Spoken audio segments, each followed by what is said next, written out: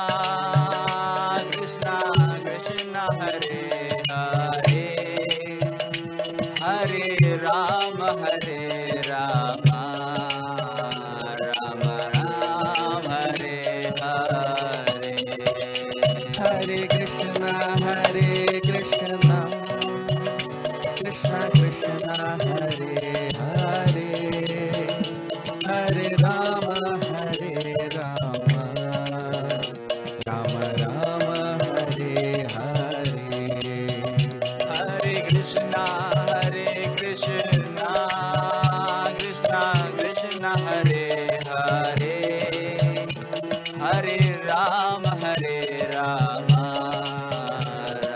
Ram, Hare Hare. Hare Krishna, Krishna Krishna, Hare Hare, Hare Rama,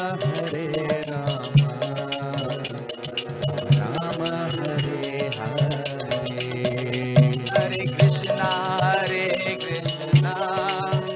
Krishna Krishna, Hare Hare, Hare Rama, Ram Ram, Hare Hare. Hare Krishna, Krishna Krishna, Hare Hare, Hare Rama, Rama Rama, Hare Hare. Hare Krishna,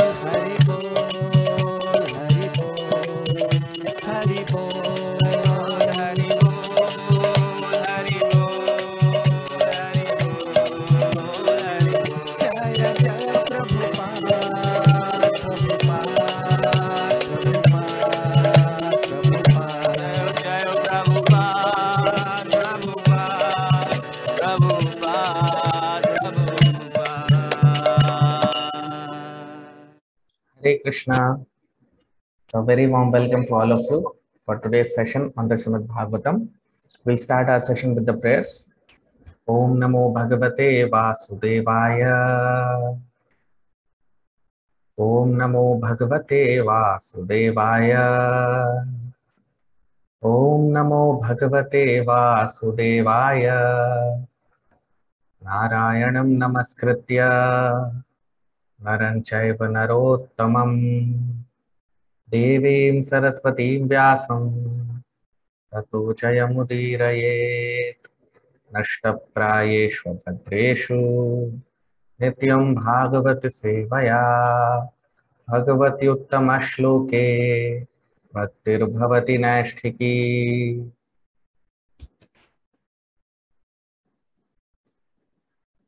So yesterday we saw Bhishma Pitama. He is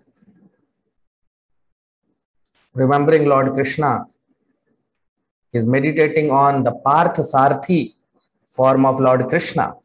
So Bhishma Pitama is a worshipper of the Partha Sarthi form of Lord Krishna. So we'll see today how he is remembering Lord Sri Krishna here, and now how he is about to leave his body. So text 42, shloka number 42. Tamimam aham ajam sharir bhajam hridhi hridhi dhishthitam atma kalpitanam pratidrisham iva nayaka dharkamekam samadhigatosmi vidhut bheda moha. Tamimam aham ajam sharir bhajam हृदि हृदि धिष्ठितमात्म कल्पितानां प्रतिदृशम इव नयक धारकमेकं समाधिगतोस्मि विधूत भेद मोहः. Translation. Now can I meditate upon that one Lord Sri Krishna, now present before me with full concentration, because now I have transcended the misconceptions of duality in regard to his presence in everyone's heart. Even in the hearts of the mental speculators, he is in everyone's heart. The sun may be perceived differently, but the sun is one. So we see here, Bhishma Pitama is giving a very beautiful example. He is giving the example of the sun. Very beautiful example of the sun. So he is telling, Tam iham aham ajam sharir bhajam. So he is telling that tam iham imam aham ajam. So I am ajam sharir bhajam. Ajam means Lord Sri Krishna. Krishna is also called as ajam. Ajam means who is unborn or who does not take birth. So he is called Ajam. So Ajam Sharir Bhajam. So he is telling that Tam Imam Aham Ajam Sharir Bhajam. So I am worshipping that beautiful body of Lord Sri Krishna. Hridhi Hridhi Dhishthitam Atma Kalpitanam. And that same Lord is present in everyone's heart as Paramatma. Hridhi Hridhi. In every heart. He is situated as Atma Kalpitanam. Atma Kalpitanam means Paramatma.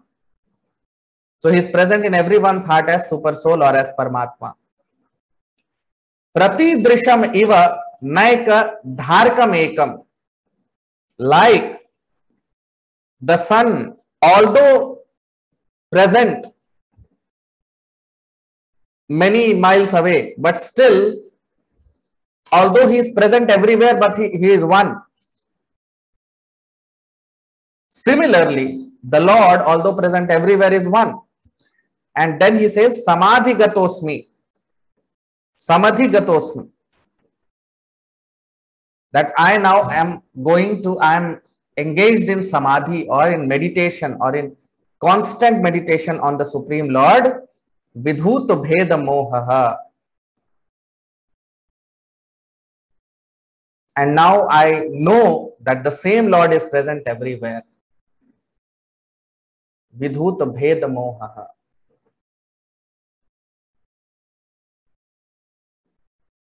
So generally, many a times people think there are, as we have discussed earlier also in the Brahma Samhita sessions and in the Bhagavad Gita sessions, that there are three different understanding of the absolute truth, which generally people think as different. There are three conceptions of the absolute truth: Brahman, Paramatma, and Bhagwan. So Brahman means when a person worships the impersonal effulgence of the Lord or energy of the Lord, and they consider the Lord as formless, that is called Brahman conception. And the second is Paramatma conception. Paramatma means when you know that the same Lord is present in everyone's heart as Paramatma. And the highest conception is to realize or to know the Supreme Lord as a person. That is called Bhagwan aspect. So the example is given here by Bhishma Pitamaha. That sun is present at every place on earth. But is it that everywhere there is different sun? No. Same sun is there.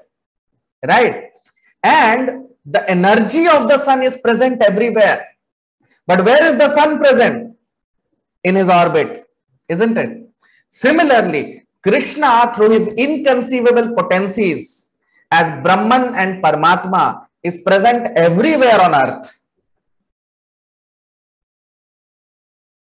Not only on earth, everywhere in the universe, the Lord is present as Brahman and Paramatma conception. But the Lord's original, the Supreme Lord himself, the person, he is present in his abode in Golok Vrindavan Dham, in his spiritual world, in the Vaikuntha planets. So Bhishma Pitama is saying that Prati Desham Iva Naika Dharkam Ekam. So I now know that the same Lord Krishna who is standing before me or who is sitting before me is Paramatma in everyone's heart. There is no difference. There is no difference. So, and he is my worshipable object. So you see, Bhishma Pitama is not meditating on Brahman or Paramatma. No, he is meditating on Krishna. So he is telling Yudhishthir, he is instructing Yudhishthir that Yudhishthir, there is no difference. That same Lord, his potency, his energy is Brahman and Paramatma, but the person is Krishna.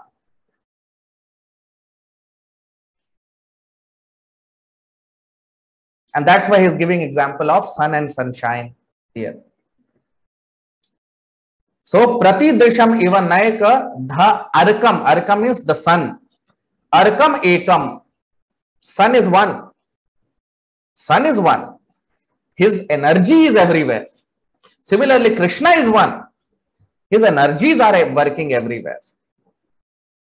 And that's why he is called Satyam Param Dhimahi, the Samam Bonam, the Param Satyam, the supreme absolute truth, beyond whom there is no other truth.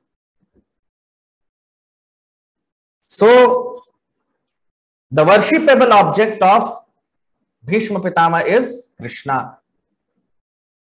And the worshipable object of the gopis is also Krishna. But gopis worship the Shyam Sundar form of Krishna. They are attracted to the Shyam Sundar form of Krishna. And Bhishma Pitama is attracted to Partha Sarthi form of Krishna, fighting in the battlefield of Kurukshetra. But actually there is no difference. And that also Bhishma Deva is saying here. Right?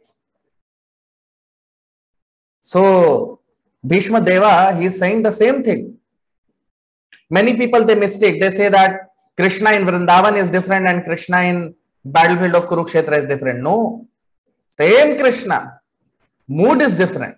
And devotees, whichever mood of Krishna they want to worship, they worship. Krishna is one. It's not that that Krishna is different, this Krishna is different. No. Of course, the mood is different. When Krishna is in Vrindavan, he's enjoying his loving pastimes. And when he is in the battlefield of Kurukshetra, he's there to kill people. Right? So mood is different. So, but the person is one, Krishna only. Even those who are impersonalists, those who worship Krishna as formless or as energy or something, Brahma Jyoti, even they are worshipping Krishna only. But with lack of knowledge, they think that Brahman is different and person is different. You see, Brahman is Brahma Jyoti, and that Brahma Jyoti is an aspect of Krishna. So those who worship those who are impersonalists, they worship Brahma Jyoti. So Brahma Jyoti is an aspect of Krishna. They are worshipping Krishna only, but with poor fund of knowledge. They don't realize that it's the same Lord whose Brahma Jyoti we are worshipping.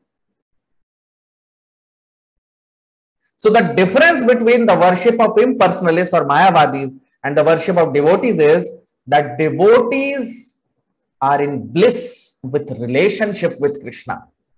And the impersonalists or the Mayavadis, they cannot develop relationship. There is no loving relationship. So that difference is there. So Krishna has different features as Brahman, Paramatma, Bhagwan. So in Brahman or Paramatma feature, the Lord does not reciprocate his dealings, relationship. You cannot develop relationship with Paramatma or with, loving relationship. That loving exchange will not be there. So that is the difference between impersonalists and personalists. Personalist form of worship is the highest, which Krishna talks about in the 12th chapter of the Bhagavad Gita. Because in that you develop relationship with the Lord. In all other forms of worship, there is no relationship. There is no sweet exchange of love. So this is the difference between different forms of worship which people do. And the highest form of worship is to worship the Lord as Bhagwan, as person.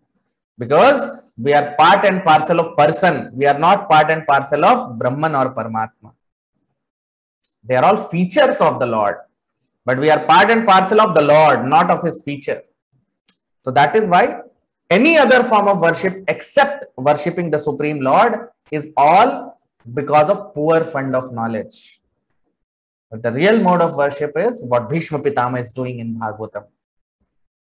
This is what worship is meant. Bhishma Pitama is not worshipping Brahman or Paramatma. No.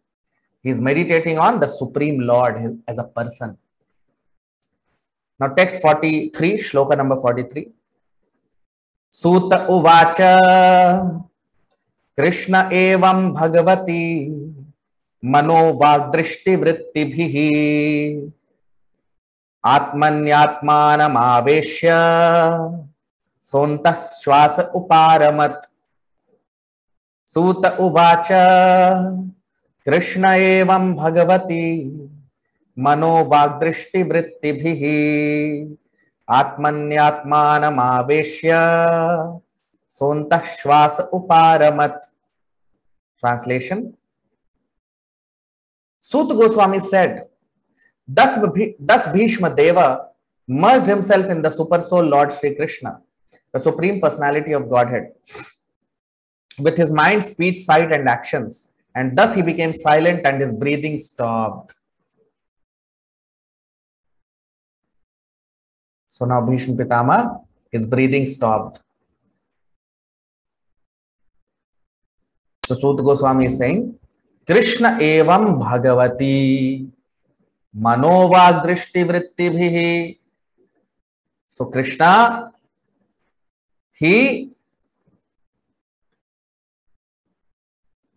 Krishna evam, only Krishna, no one else.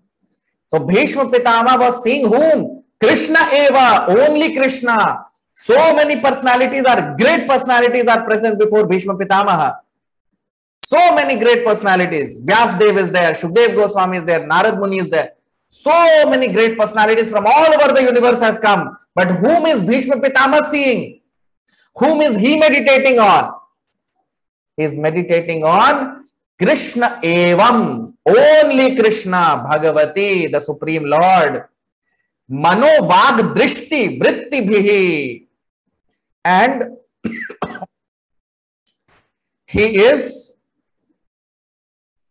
Man, Vag and Drishti. That means his mind, his speech and his sight, his vision. Vritti Bhihi Atmani Atmanam Aveshya. And his mind, his speech and his sight, he stopped that. So Atmani Atmanam Aveshya means he merged his mind, speech and his vision, his sight. He merged it into himself. That means he completely unwinded that. He could see no more, he could speak no more, and he could think no more. Sontah Shwas Uparamat. And his breathing stopped, seeing Krishna in front of him. Krishna Evam Bhagavati. So he saw Krishna and then he stopped all his activities. And by seeing Krishna, he stopped breathing. You see, this stage what devotees attain, this is called Nirvikalp Samadhi. Nirvikalp Samadhi means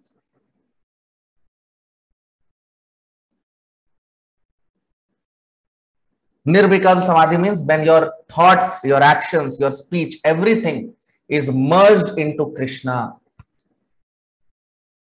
Mind, speech, words, thinking, feeling, everything. That's what Bhishma Pitama did, no? Just before leaving his body. What is he doing? He's glorifying Krishna. He glorified Krishna. He spoke about Krishna. He remembered the pastimes of Krishna. If you remember yesterday and day before yesterday, Bhishma Pitama is remembering the Parth Sarthi form of Krishna. Then he is remembering the Vrindavan form of Krishna, Shyam Sundar. He is remembering the gopis. And now he has left his body, remembering Krishna, seeing Krishna in front of him.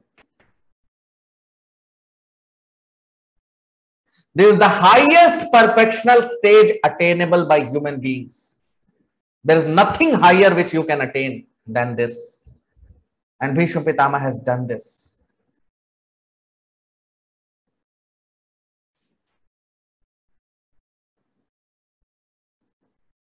So it's not that only Bhishma Pitama has attained this. No. Many devotees in the past have attained this stage. Many devotees. And there is a process by which we can attain, all of us can attain that stage. So bhakti, there are 9 processes. Shravanam, Kirtanam, Vishnu Smaranam, Padasevanam, Archanam, Vandanam, Dasyam, Sakhyam, Atma Nivedanam. Shravanam, Kirtanam, Vishnu. Shravanam means hearing. That is the first process. Shravanam. First process, first one. Then second is Kirtanam, glorifying Krishna. The first process is hearing. The second process is Kirtanam, glorifying Krishna. So Shravanam, Kirtanam, Vishnu Smaranam. And the third process is to remember Krishna, to meditate on Krishna, his leelas, his pastimes. So what we are doing every day? Hearing Bhagavatam, these 3 processes. We are Shravanam, we are hearing about Krishna. Kirtanam, we are glorifying Krishna. And we are meditating on Krishna. These 3 we are doing every day. Morning 7 a.m. Right? So Shravanam, Kirtanam, Vishnu Smaranam, Padasevanam. The 4th is Padasevanam, to worship Krishna, his lotus feet, to worship the lotus feet of Krishna. To serve the lotus feet of Krishna. Then the fifth is Archanam. Archanam means worshipping the Lord in the temple or otherwise also worshipping Krishna. That is called Archanam. Then the sixth is Dasyam. Sorry, the sixth is Vandanam. Shravanam, Kirtanam, Vishnu Smaranam, Pada Sevanam, Archanam, Vandanam. Vandanam means prayer, offering prayers to Lord Krishna. If you remember, Bhishma Pitama also offered prayers to Krishna. Kunti Maharani offered prayers to Krishna in the last chapter, you know. So that is also one aspect of bhakti, praying to Krishna. Prayers are very powerful. We should know how to pray. So we offer prayer of pure devotees because they have prayed to Krishna properly. So when we follow them, we are also praying to Krishna. So Archanam, Vandanam, Dasyam. The seventh is Dasyam means serving, becoming a servant of Krishna. Dasyam. And then the eighth stage is Sakhyam means becoming a friend of Krishna. And the ninth is Atma Nivedanam, fully surrendering to Lord Sri Krishna. So all these stages, or any one of them, even one of them, if we follow properly, we can attain perfection like Bhishma Pitamaha. But of all these processes, the most important process is hearing, Shravanam. Because that is the basis of spiritual life, hearing, Shravanam. That's why Yudhishthir Maharaj, you know, he has come before Bhishma Pitama to hear about Krishna. You see, this Bhagavatam is meant for that, to hear about Krishna. If we don't hear about Krishna, then bhakti will become pain in the neck for us. If we don't hear properly every day, that's why I started this Srimad Bhagavatam sessions, so that all of you can be benefited by hearing every day. Because if we don't hear every day, then what will happen? Slowly we will go down. Our consciousness will go down and we will become materially contaminated. Everyday Shravanam protects us from Maya's attack. It protects us from unwanted association. Especially if we hear early morning Srimad Bhagavatam. So hearing Bhagavad Gita and then hearing Srimad Bhagavatam. First hearing Bhagavad Gita and then we have heard the Bhagavad Gita, then hearing Srimad Bhagavatam is the basis of spiritual life. Shravanam is the first process in Bhakti Yoga. So one who is serious in advancing in Krishna consciousness, he must lend his ears to Krishna and attain perfection. And in this way, he can attain perfection of bhakti like Bhishma Pitamaha. So Bhishma Pitamaha, Krishna was present in front of him. Although Krishna may not be present before us now, as of now. But if we lend our ears to Krishna, if we hear Krishna, if we hear Krishna Katha, Bhagavad Gita and Srimad Bhagavatam, it's as good as seeing Krishna in front of us. Because Srimad Bhagavatam and Bhagavad Gita, they are sound incarnation of Krishna. So if we lend our ears properly to hearing Srimad Bhagavatam and Bhagavad Gita, so Bhagavatam and Bhagavad Gita, they are incarnation of Krishna in Kali Yuga. And every human being can benefit by hearing every day Bhagavad Gita and Bhagavatam, and in this way advance in Krishna consciousness and go back to Krishna like Bhishma Pitamaha. This is the difference between man and human beings and animals. Bhishma Deva's death is death, how a human being should die. This is the art of dying. This is the beauty of dying. This is how we should die. This is the perfection of human life. How we should leave the body. So Bhishma Pitamaha, he has left his body in an ideal way. Every human being should aspire to leave his body like that. And that's what we are seeing here in this shloka. We all must die like Bhishma Pitamaha, like Bhishma Deva. Our death should be like Bhishma Deva. That is the perfection of death, perfection of leaving the body. So kindly, all of you can like and comment on the video. Put your attendance. Now text 44, shloka number 44. Sampadhyamana magyaya Bhishmam brahmani nishkale sarve babhuvuste tushnim vayam sivadinatyaye.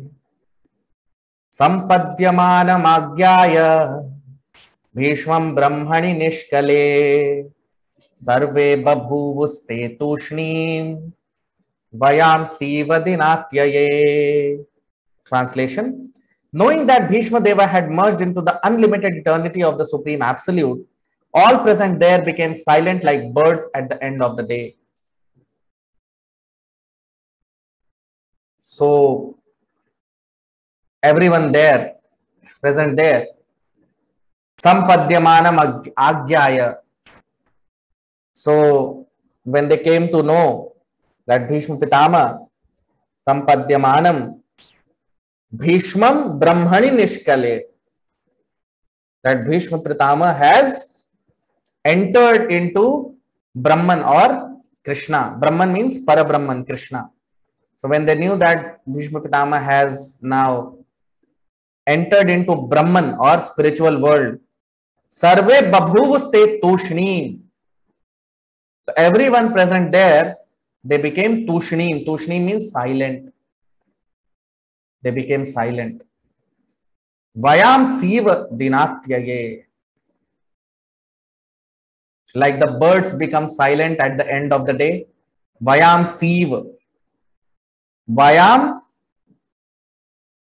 Vayamsi Iva. So Vayamsi means the birds. So the way the birds become silent at the end of the day. Din means the day. Atyaye, when the day is completed, at the night, all the birds are silent, no? You will hear chirping of birds early in the morning, even in the afternoon, even in the evening. But the chirping will stop as soon as there is darkness.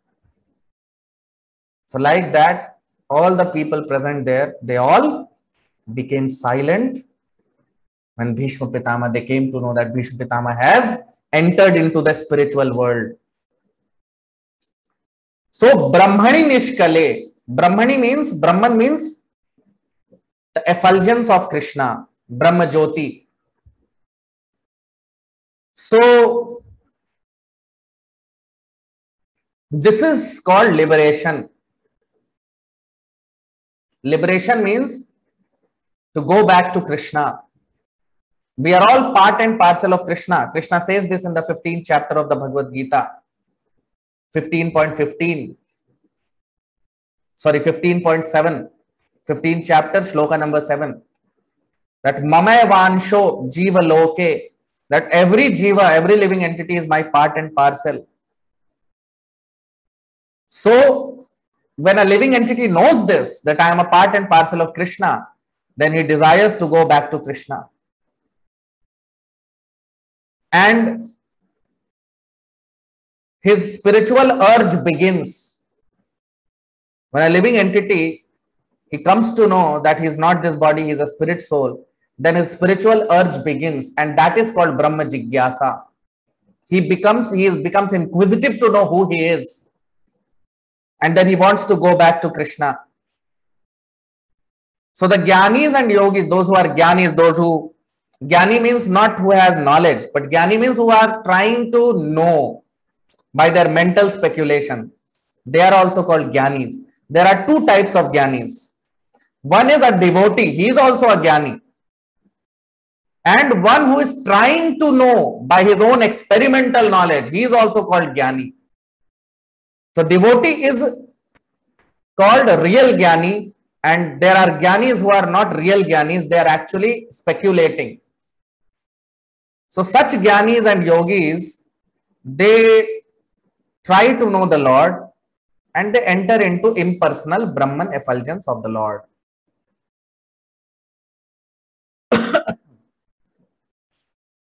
But those who are devotees, they are not at all interested in Brahman. For them, Brahman is like hell. Because Brahman, you go and you are actually not with the Lord. You are separated from the Lord, even in Brahman. Brahma Jyoti. So devotees actually enter the Brahma Jyoti. Even non-devotees, those who are Jnanis and Yogis, they also enter Brahma Jyoti. But they cannot proceed further. They merge in Brahma Jyoti. They stay in Brahma Jyoti, in the effulgence. But the devotees surpass that effulgence and they enter into the Vaikuntha planets. Because beyond effulgence, within that effulgence, within the Brahma Jyoti, for example, from outside, if you see a stadium which is lit in the night, it looks as if everywhere there is light. And if there is too much light, it looks as if you are entering the light. But it's not that you merge into the light, isn't it?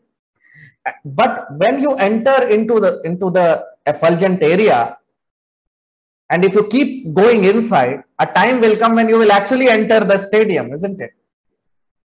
Similarly, for example, an airplane. If you see the airplane from distance, it looks as if airplane is going away from you, and slowly you cannot see the airplane. Why? And does it mean that airplane has merged into the sky? No. Similarly, entering into Brahma Jyoti does not mean that we become merged into Brahman. No. Those who are impersonalists, they stay there for some time because they desire to merge into Brahman. So Krishna merges them into their Brahman. But they cannot merge because that is not constitutional position. We are all part and parcel of Krishna. So how can you merge into Brahman? So again, they fall down into the material world after some time. Because spirit soul cannot remain without activity. So those who are devotees, they enter into Brahman, but they continue further and they enter the Vaikuntha planets, where Krishna is present as Narayan. And the topmost planet in the Vaikuntha planets is Golok Vrindavan, where Krishna is present as Adi Narayan, the first Narayan, the original Narayan. And the pure devotees of Krishna, they enter into that planet of Golok Vrindavan. And Bhishma Pitamaha, because he is a pure devotee of Krishna and he worshipped the Partha Sarthi form of Lord Krishna, so he entered into a planet where Krishna is present as Partha Sarthi. And he got engaged in Partha Sarthi form of Krishna in one of the Vaikuntha planets. And is eternally present in that planet, in that Vaikuntha planet, and is eternally serving Partha Sarthi form of Lord Krishna. So Bhishma Deva is very fortunate that Krishna was present as Partha Sarthi in front of him, and that is the perfection of human life. Even we can attain that position if we are always engaged in hearing and chanting Krishna's glories throughout our life. Then we can also attain that state like Bhishma Pitamaha. Now text 45, shloka number 45. Tatra dundu bhayo nedur deva manav vaditah shashamsu sadhavo ragyam khate tu pushpa vrishtayah. Tatra dundu bhayo nedur deva manav vaditah shashamsu sadhavo ragyam khate tu pushpa vrishtayah. Translation: Thereafter, both men and demigods sounded drums in honor, and the honest royal order commenced demonstrations of honor and respect, and from the sky fell showers of flowers. So now everyone became very happy. This is the position when a devotee is dying. When a devotee is dying, it's not a situation of moroseness or it's not a sad moment. It's a very glorious moment because the devotee has gone back to his Lord Krishna. So, tatra dundubhayo nedur. Dundubhayo means drums. So, drums and lot of musical instruments were being played in honor of Bhishma Pitamaha. Deva Manava Vadita. Devatas also were doing that. Not only human beings. You see, Deva Manava. So Devatas and men, human beings, all were doing that. Vadita, they all were singing the glories of Bhishma Pitamaha. And Shashamsuh Sadhavo Ragyam. And all the sadhus also, and all the rajas, all the kings, everyone was doing that. And Khat Petu Pushpa Vrishtayaha. And from the sky, Khat means sky. So from the sky, Pushpa Vrishti, Pushpa, flowers were being showered. So this is what is happening here. Right? So Bhishma Deva's position as a pure devotee of Krishna is mentioned here, and how the devotees celebrate the disappearance of pure devotees is given here. So Bhishma Pitamaha was known all over the universe. So human beings live on Bhuloka, this middle planetary system, and Bhuvar Loka, Bhuvaha. And above that, heavenly beings live, demigods, devatas, all these people in the upper planetary systems. So Bhishma Pitamaha or Bhishma Deva is on equal level with Narad Muni and Lord Shiva, because he is not an ordinary person. He is the 8th Vasu, son of Mother Ganga and Maharaj Shantanu.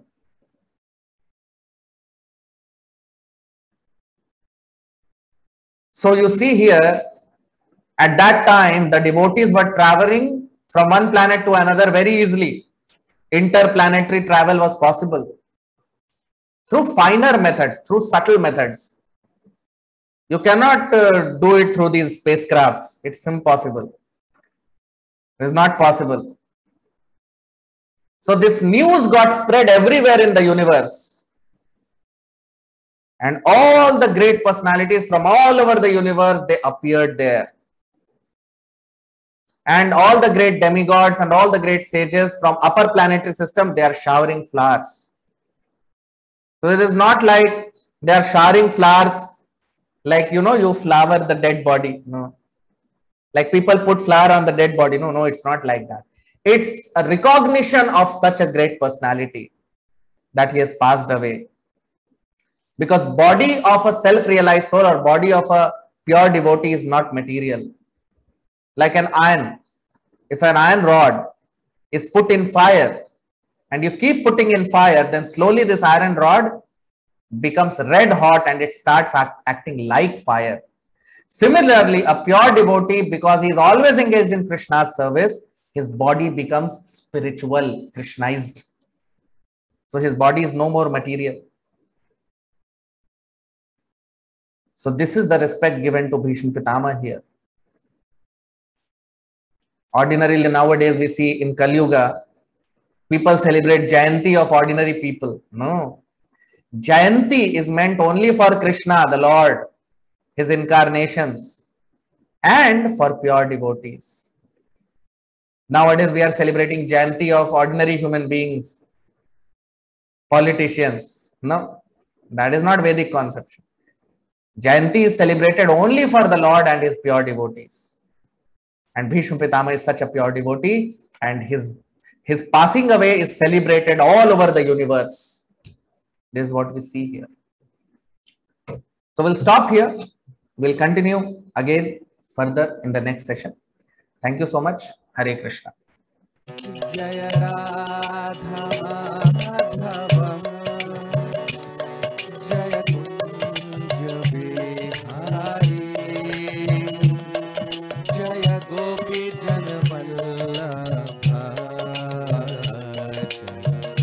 Girivardhari Jai Radha Madhava Jai Kunja Bihari Jai Gopi Janvallabha Jai Girivardhari Hare Krishna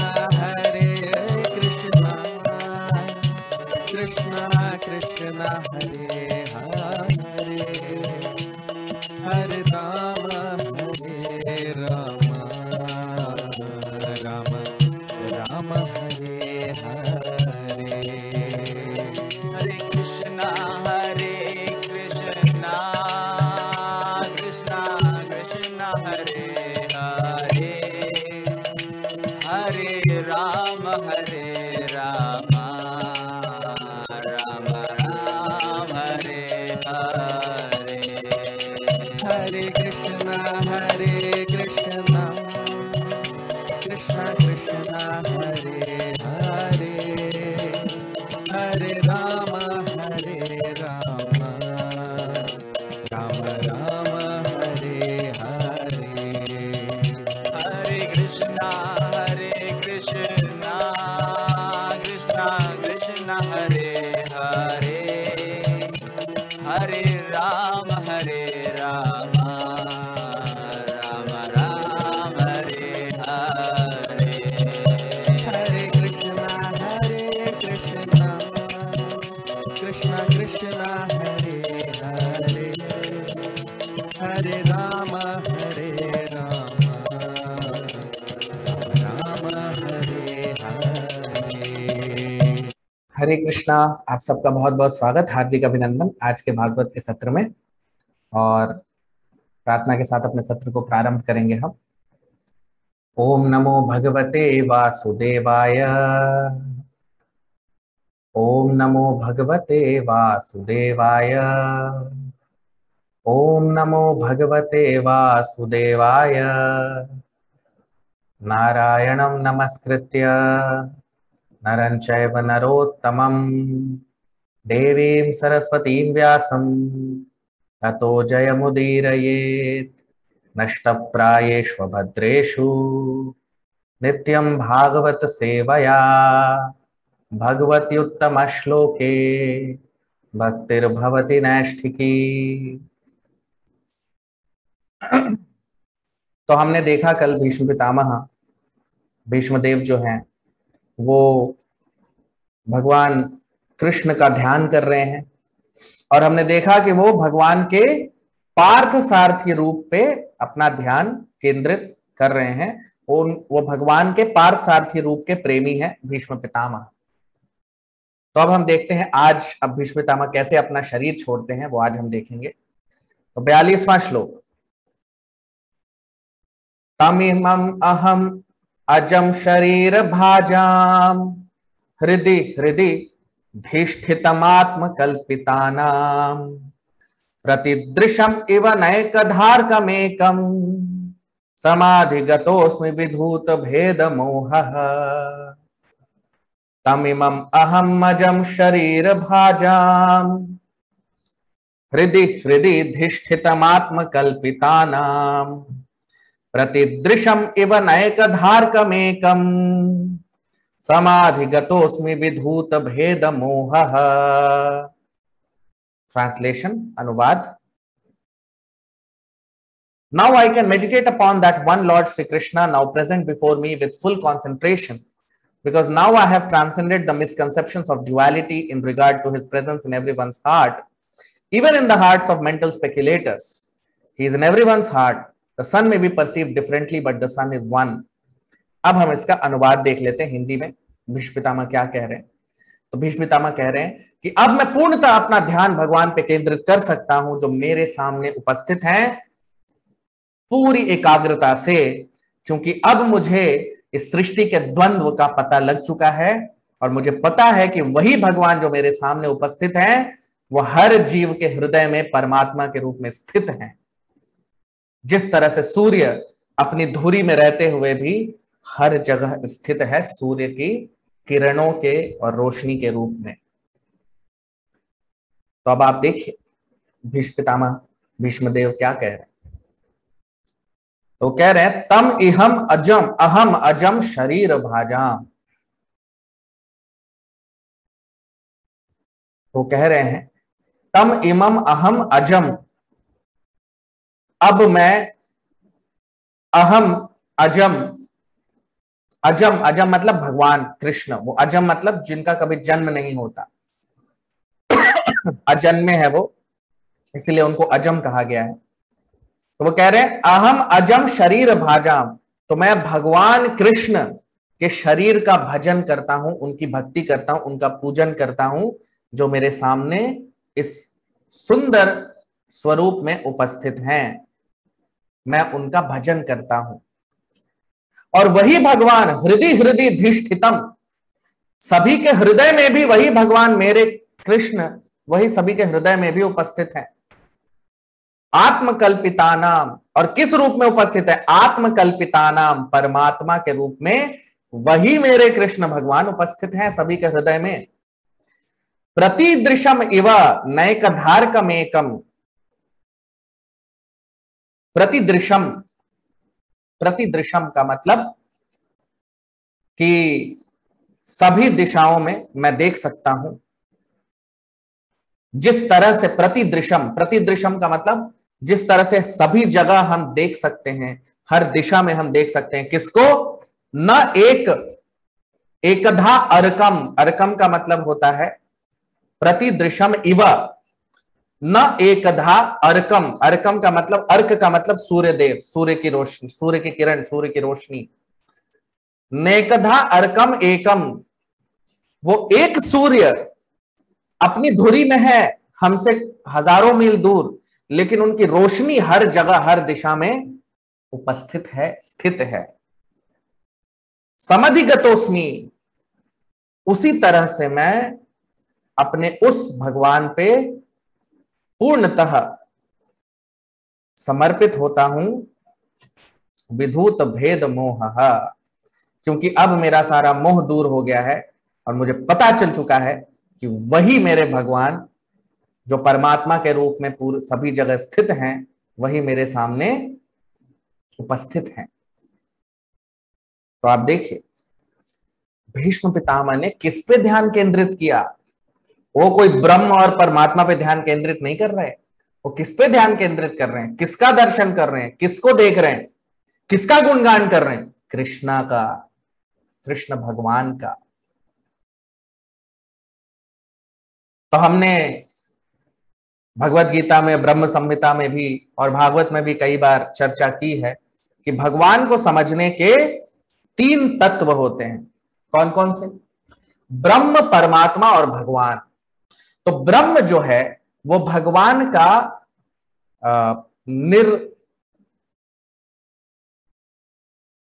अरूप जिसको हम कहते हैं, मतलब उसका कोई स्वरूप नहीं है। वो भगवान की जो ब्रह्म ज्योति यानी जो भगवान से आभा निकलती है, यस्य प्रभा प्रभवतो जगदंड कोटि, तो भगवान से जो प्रभा जो आभा निकलती है उसे ब्रह्म ज्योति कहा जाता है, उसे ब्रह्म कहते हैं।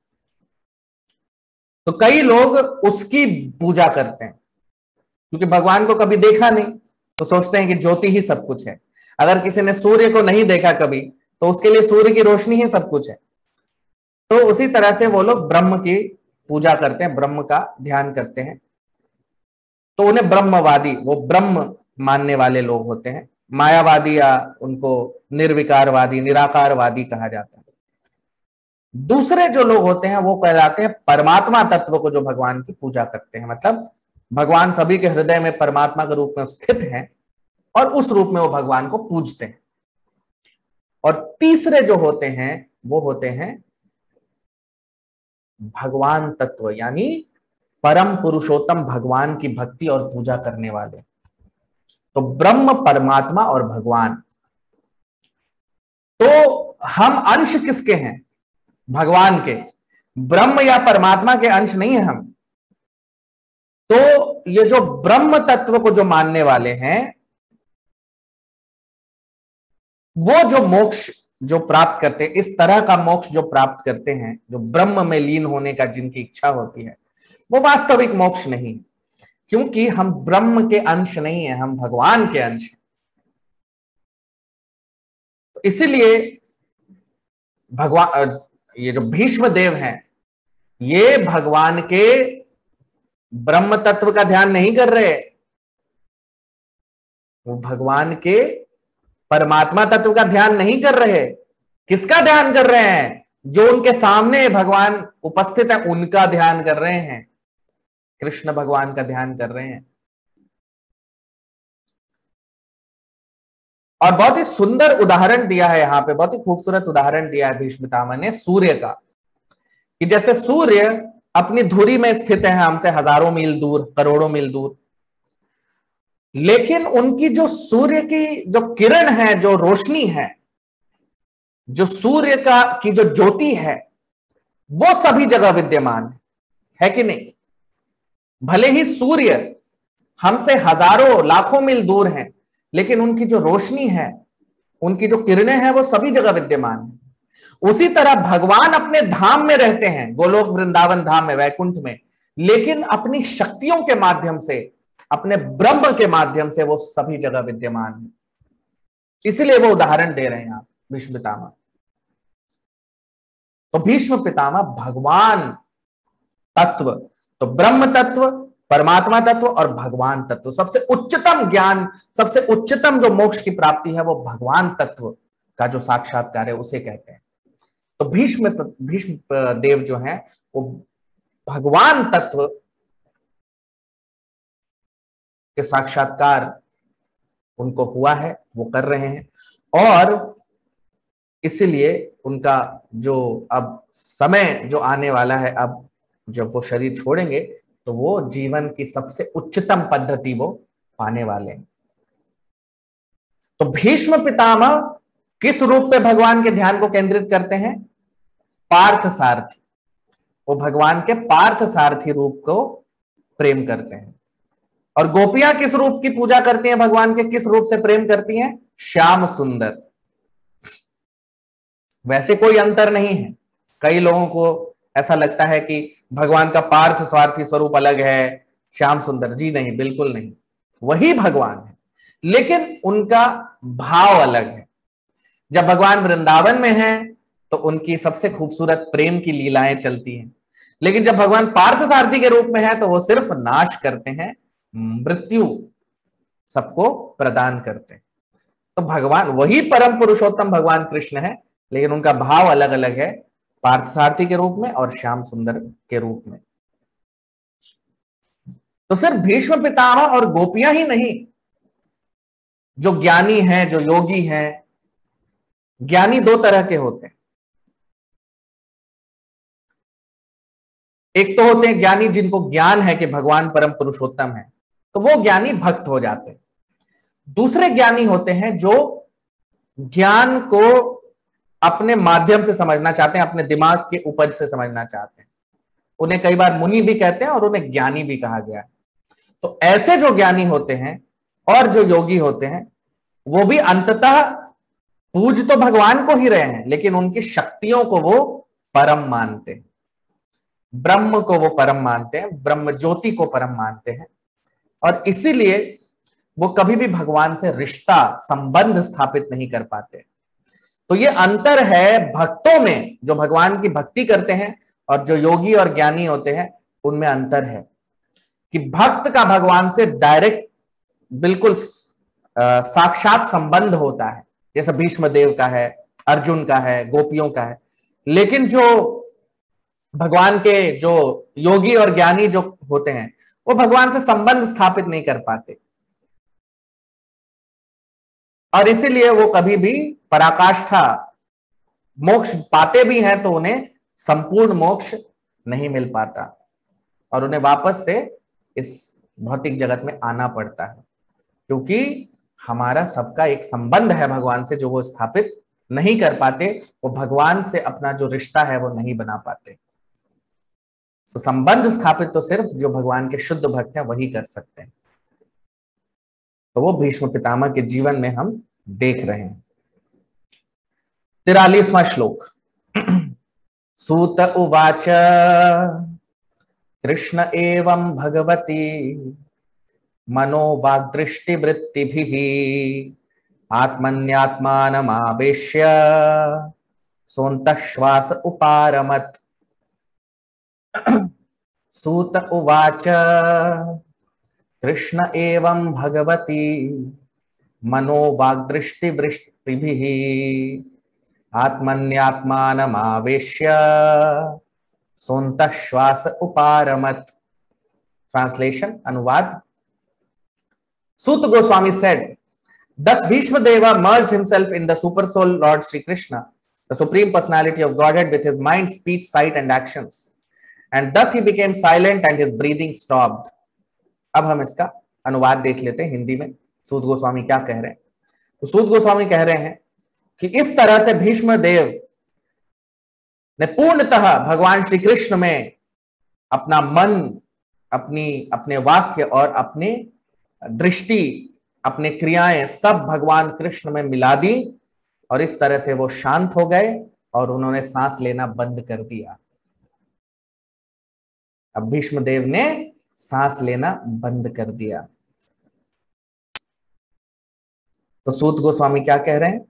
कृष्ण एवं भगवती, सिर्फ एवं मतलब सिर्फ भगवान श्री कृष्ण, कृष्ण एवं केवल कृष्ण भगवान, केवल कृष्ण जो सामने उपस्थित थे, कृष्ण एवं भगवती। तो कृष्ण जो सामने उपस्थित थे उनके ऊपर मनोवाग दृष्टि वृत्ति भी, अपना मन, अपने वाक्य, अपनी दृष्टि, अपनी सारी क्रियाएं उन्होंने भगवान को समर्पित कर दी, उनमें मिला दिया पूर्णतः। आत्मनि आत्मानमावेश्य, इन सबको रोक दिया और सोन्तः श्वास उपारमत, और अब अंतः श्वास और सांस लेना बंद कर दिया। इस अवस्था को कहते हैं, ये जो जीवन की जो पराकाष्ठा, ये सबसे उत्तम जो मृत्यु जो भीष्म पितामह का हम देख रहे हैं, इसे कहते हैं निर्विकल्प समाधि। जब एक भक्त जो है वो भगवान का ध्यान करते हुए अपना शरीर त्याग देता है।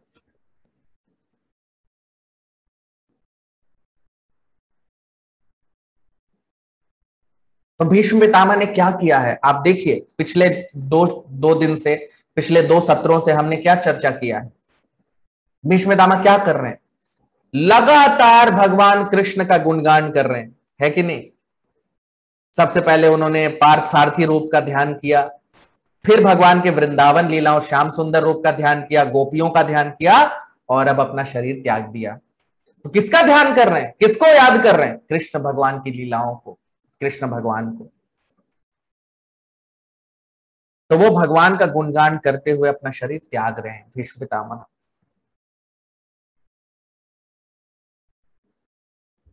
ये इंसान जीवन की उच्चतम पद्धति है जो भीष्म पितामह ने पा लिया।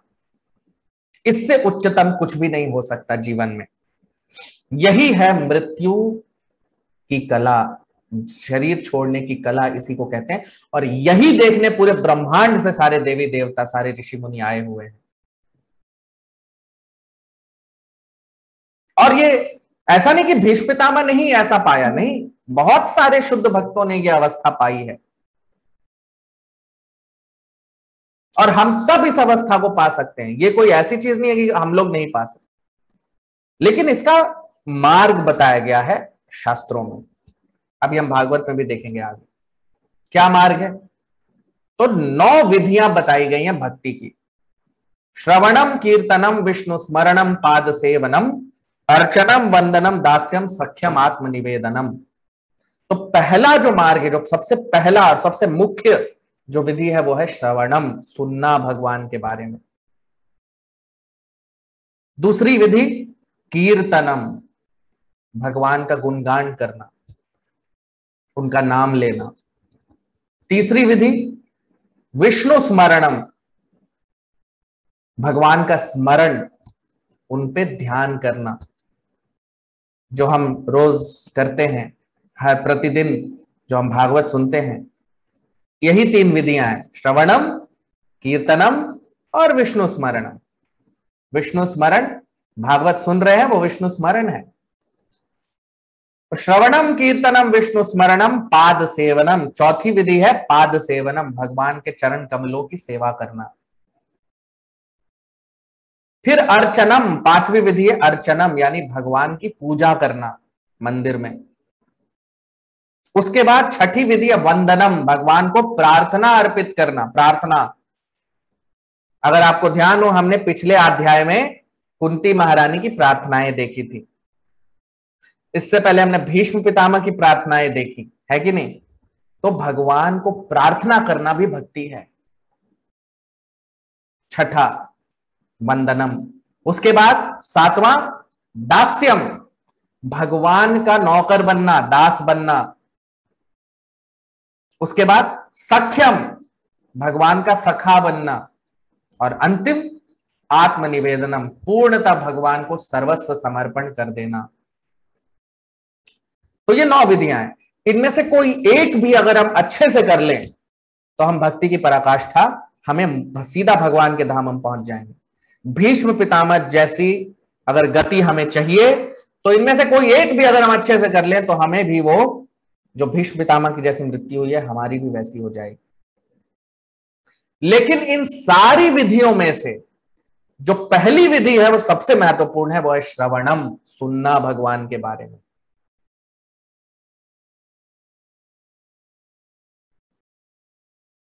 क्योंकि भक्ति की शुरुआत, भक्ति का प्रारंभ और भक्ति को बना के रखने के लिए श्रवणम, सबसे सुनना सबसे महत्वपूर्ण है।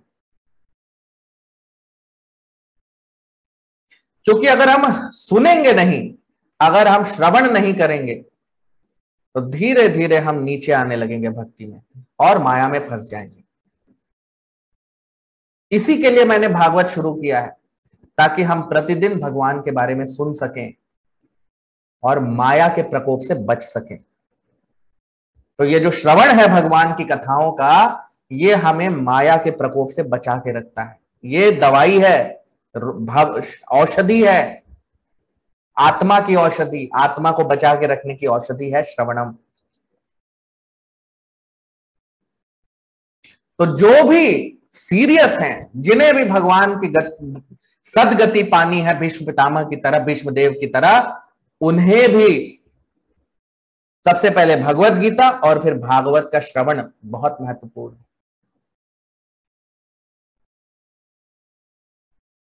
तो जिन्हें भी भीष्म देव की तरह अपना शरीर त्यागना है, उनके लिए ये 2 विधियां शास्त्रों में बताई गई हैं, श्रवण और कीर्तन, भगवान के बारे में सुनना जो हम प्रतिदिन करते हैं, और भगवान का नाम लेना। भले ही भगवान कृष्ण हमारे सामने, जैसे भीष्म देव के सामने भगवान उपस्थित हैं, भले ही भगवान हमारे सामने उपस्थित न हो, लेकिन उनकी जो ध्वनि है, उनका जो अवतार है, वो हमारे सामने है। किस रूप में? उनका शब्द अवतार। कौन सा है? भगवत गीता और भागवत पुराण। ये भगवान के शब्द अवतार है, शब्द के रूप में भगवान उपस्थित हैं हमारे सामने, भागवत और भगवत गीता के रूप में। और जो भी भागवत और भगवत गीता अच्छे से श्रवण करेंगे, उन्हें भी भीष्म पितामह के जैसी अवस्था, मृत्यु मिलेगी। यही हमारे इंसान जीवन का लक्ष्य है, इस तरह से मृत्यु को पाना, जैसे भीष्म पितामह ने पाया। क्योंकि एक दिन मृत्यु तो सबको आनी है, जानवर हो या इंसान हो। लेकिन अगर इंसान जानवर की तरह मृत्यु हो जाए तो क्या मतलब है इंसान बनने का? तो इंसान जीवन की मृत्यु इस तरह से, जैसे भीष्म पितामह की हुई, वैसे होनी चाहिए। और उसके लिए हम सबको प्रतिदिन श्रवण, भगवान के बारे में सुनना और उनका नाम लेना, कीर्तन, ये दोनों बहुत महत्वपूर्ण है। तो हम भी भीष्मदेव जैसी सदगति पा सकते हैं। तो चलिए सब लोग फटाफट अटेंडेंस लगाइए अपना। आपको जैसे ही वीडियो में आना है सबसे पहले लाइक करना है और इस पे कमेंट करना है। अब 44वां श्लोक। संपद्यमानमाज्ञाय भीष्मं ब्रह्मणि निष्कले सर्वे बभूवुस्ते तूष्णीं वयांसीव दिनात्यये। संपद्यमानमाज्ञाय भीष्मं ब्रह्मणि निष्कले सर्वे बभूवुस्ते तूष्णीं वयांसीव दिनात्यये। ट्रांसलेशन, अनुवाद। Knowing that Bhishma Deva had merged into the unlimited eternity of the Supreme Absolute, all present there became silent like birds at the end of the day. अब हम इसका अनुवाद देख लेते हैं हिंदी में। सूत गोस्वामी क्या कह रहे हैं? तो सूत गोस्वामी कह रहे हैं, ये जानते हुए कि भीष्म पितामह भगवान के परम स्वरूप में अब जा चुके हैं, जितने भी लोग वहां पे उपस्थित थे वो सभी शांत हो गए, जैसे पक्षी, पशु पक्षी दिन के अंत में शांत हो जाते हैं। आप देखिए तो सूत गोस्वामी क्या कह रहे हैं कि संपद्यमानम आज्ञाय, जब सभी लोगों को वहां पे पता लगा कि भीष्मम ब्रह्मणि निष्कले, कि भीष्म पितामह ब्रह्मणि निष्कले, वो ब्रह्म में प्रवेश कर चुके हैं। सर्वे बभूवुस्ते तूष्णीम, तो सभी बभूवुस मतलब जितने भी लोग वहां पे आए थे, ऋषि मुनि साधु संत देवी देवता, वो सभी ते तूष्णीम, तूष्णीम मतलब शांत हो गए, शांति। वयांसीव, वयांसी, वयांसी का मतलब पशु पक्षी। इव दिनात्यये, दिन अत्यय, दिन जब खत्म होता है, जब दिन का अंत होता है, तो जिस तरह से पशु पक्षी शांत हो जाते हैं, वैसे ही भीष्म पितामह भीष्मदेव, जब सबको पता लगा कि भीष्मदेव ब्रह्म में प्रवेश कर चुके हैं, तो वो सभी शांत हो गए। तो अब यहां पे ब्रह्मणि निष्कले यानी ब्रह्म में प्रवेश करने का क्या मतलब हुआ? क्या इसका मतलब है ज्योति में? सही बात है, ज्योति में। लेकिन ये पूरा जो भौतिक जगत है, ये पूरा जो ब्रह्मांड है, पूरा जो सब कुछ है, वो सब ब्रह्म में ही है, ब्रह्म ज्योति के अंदर ही है। और जब हम इस भौतिक जगत को पार करते हैं तो हम ब्रह्म ज्योति में ही प्रवेश करते हैं। लेकिन ज्योति में जो फंस जाएगा वो होते हैं योगी, और जो ज्ञानी होते हैं वो ब्रह्म ज्योति में ही फंस जाते हैं, वो उससे आगे नहीं जा पाते। लेकिन जो भक्त होते हैं वो ब्रह्म ज्योति में नहीं फंसते, वो ब्रह्म ज्योति को पार कर जाते हैं और तब वो पहुंचते हैं वैकुंठ ग्रहों में, वैकुंठ लोकों में, जहां पे भगवान नारायण के रूप में उपस्थित हैं सभी ग्रहों में। और जो उच्चतम ग्रह है जहां से ब्रह्म ज्योति निकलती है, गोलोक वृंदावन धाम, वहां पे भगवान कृष्ण आदि नारायण यानी वास्तविक नारायण के रूप में उपस्थित हैं। तो भीष्म देव जो हैं, हम सब जितने भी जीव हैं सभी भगवान के अंश हैं। और हम भगवान के अंश हैं, हम कोई ब्रह्म और परमात्मा के अंश नहीं हैं। तो हम सबको अंततः जाना तो भगवान के धाम में ही है। लेकिन जो जीव उसके लिए तैयार है, जो जीव भगवान के धाम जाना चाहते हैं, जिन्हें यह पता चल चुका है कि हम भगवान के अंश हैं, जो भगवान 15वें अध्याय में बताते हैं भगवत गीता के कि मम एवांशो जीव लोके। तो जिसे यह समझ आ जाती है उसे ये जानने की इच्छा होती है कि अब मैं भगवान तक पहुंचूं कैसे। इसी को कहते हैं ब्रह्म जिज्ञासा। तो ब्रह्म जिज्ञासा जो है ये हमें भक्ति में लेके आती है, और जब हम भक्ति में आते हैं तो हम भगवान के वैकुंठ धाम में प्रवेश कर सकते हैं। तो जो योगी और ज्ञानी हैं वो लोग ब्रह्म ज्योति में प्रवेश करते हैं और वहीं पे फंस जाते हैं, और क्योंकि उनकी इच्छा ही यही है तो भगवान उन्हें वहां पे रख देते हैं, लेकिन वो ज्यादा दिन वहां रह नहीं पाते और फिर उनका पतन हो जाता है भौतिक जगत में। लेकिन जो भक्त हैं वो इसको पार करके वैकुंठ लोक में पहुंच जाते हैं और वहां पे वो भगवान के साथ संबंध स्थापित कर लेते हैं। तो भीष्म पितामह वो प्रवेश कर गए, चूंकि वो भगवान के पार्थ सारथी स्वरूप के भक्त हैं, वो भगवान के पार्थ स्वार्थी रूप स्वरूप के का ध्यान करते हैं, उनसे प्रेम करते हैं। तो इसीलिए वो उस ग्रह पे गए वैकुंठ जगत में जहां पे भगवान पार्थ सारथी के रूप में उपस्थित हैं, नारायण के रूप में, और वहां पे वो नित्य सेवा में भगवान के लग गए। तो भीष्म देव ने कभी भी भगवान को एक क्षण के लिए भी भगवान से अलग नहीं थे वो, इस जीवन में भी। और इसीलिए जब उन्होंने अपना शरीर त्यागा तो वो सीधा भगवान के धाम पहुंच गए वैकुंठ जगत में, जहां पे भगवान पार्थ सारथी के रूप में उपस्थित है, और भगवान के पार्थ सारथी स्वरूप की वो सेवा में, नित्य लीला में प्रवेश कर गए। यही इंसान जीवन की का लक्ष्य है कि हम भी भीष्म देव की तरह अपना शरीर त्यागें और हम भी भगवान के धाम वापस वैकुंठ में प्रवेश कर जाएं। जो ये कर लेते हैं, जो इसको पा लेते हैं, जो इसमें सफल हो जाते हैं, उन्हीं का इंसान जीवन सफल है।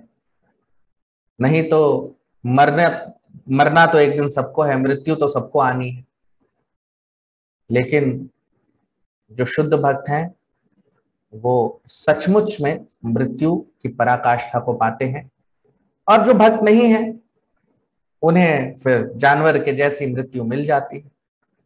अगर इंसान जैसे मृत्यु चाहिए तो वो भीष्म देव जैसे मृत्यु होनी चाहिए। तो भीष्म देव को हम देख रहे हैं यहाँ पे, इस तरह से उन्होंने शरीर त्यागा है अपना और जीवन की पराकाष्ठा उन्होंने पाई है। अब 45वां श्लोक।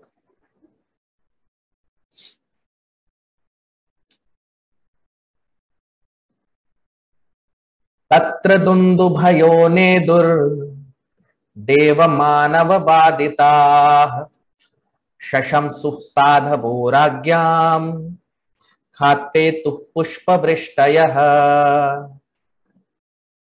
तत्र दुन्दुभयो नेदुर देव मानव बाधिताः शशंसुः साधवो राज्ञाम् खाते तुः पुष्पवृष्टयः।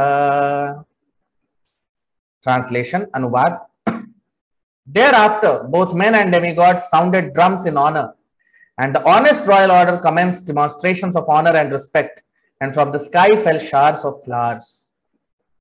अब हम इसका अनुवाद देख लेते हैं हिंदी में, सूत गोस्वामी क्या कह रहे हैं। तो वो कह रहे हैं, उसके बाद दोनों मनुष्य और देवता उन्होंने दुंदुभी बजाई भीष्म देव के को श्रद्धांजलि देने के लिए, और जितने भी राजा और ब्राह्मण और जितने भी साधु संत थे उन सब ने उनको श्रद्धांजलि अर्पित की, और आसमान में से पुष्प वर्षा हो रही थी। अब आप देखिए, पहले के जमाने में हमारा जो वैदिक समय था, वैदिक समाज था, उस समय बड़े आसानी से लोग एक ग्रह से दूसरे ग्रह चले जाते थे, एक लोक से दूसरे लोक पहुंच जाते थे। जो आज हम कितने भी बड़े बड़े विमान बना लें वो नहीं हम कर सकते। बड़े बड़े विमान और सैटेलाइट और रॉकेट तो हम बना रहे हैं, लेकिन ये जो ज्ञान, ये जो विज्ञान उस वक्त था, वो आज भी, उसका अंश मात्र भी आज नहीं है। हम देख रहे हैं ना, सारे देवी देवता, ऋषि मुनि, साधु संत पूरे ब्रह्मांड से आए हुए हैं। तो हमारा भूलोक जो है और भूअलोक, ये जो है दो जो लोक हैं, इसमें इंसान लोग रहते हैं। जितना भी हम आकाश में देख रहे हैं ये सब भूलोक में आता है।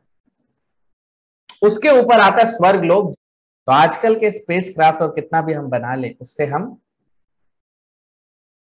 इन ग्रहों पे नहीं जा सकते।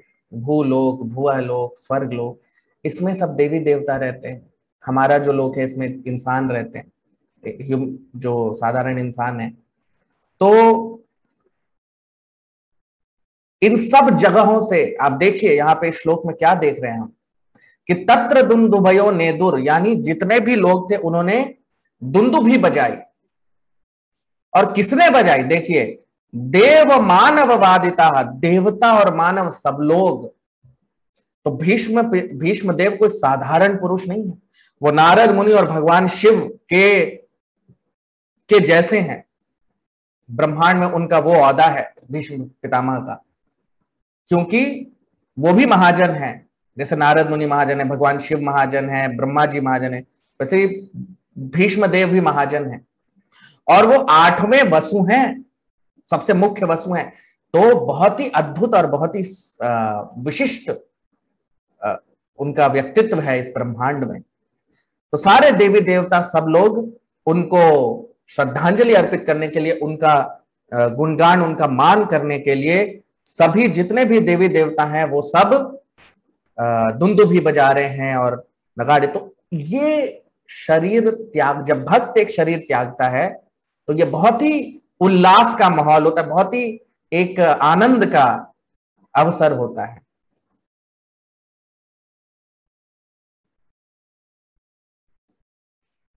तो हम देख सकते हैं कि सारे देवी देवता आसमान में से पुष्प वर्षा कर रहे हैं।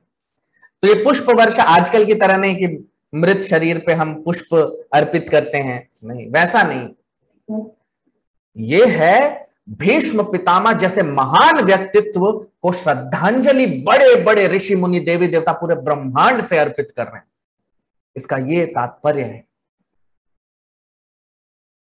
और आजकल जैसे हो गया है कि लोग जयंती मनाते हैं किसी भी नेता की या साधारण मनुष्यों की, नहीं।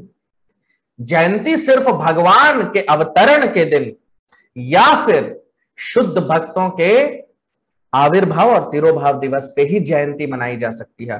और भीष्म देव जो है वो वो औहदा है उनका, वो अवस्था है, इसलिए उनका जो शरीर त्यागना है वो इतना अद्भुत है कि पूरे ब्रह्मांड में सभी जगह ये जो समाचार है पहुंच गया। और सारे देवी देवता, ऋषि मुनि, ब्राह्मण सभी लगे हुए हैं। सभी को पता है कि इतने महान जो व्यक्तित्व हैं वो आज शरीर त्याग रहे हैं।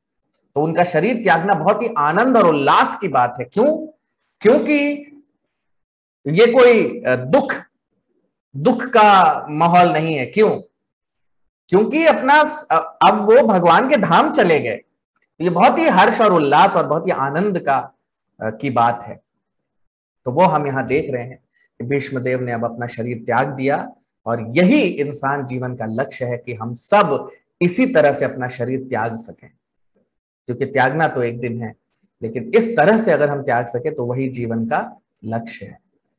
तो यहीं अपने सत्र को हम विराम देंगे। हरे कृष्ण।